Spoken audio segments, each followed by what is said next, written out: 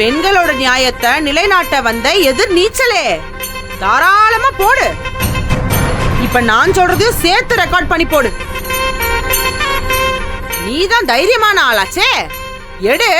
ஏன் அமைதியா நிக்கிற? சரி, நான் என் போன்ல எடுக்கிறேன்.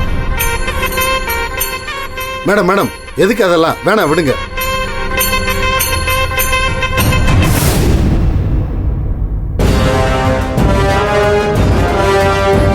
இதுங்களுக்கு இது சரி வராது. நான் கேஸை ஃபைல் பண்றேன். ரைட்ரு, ரெடி பண்ணியா? Okay sir.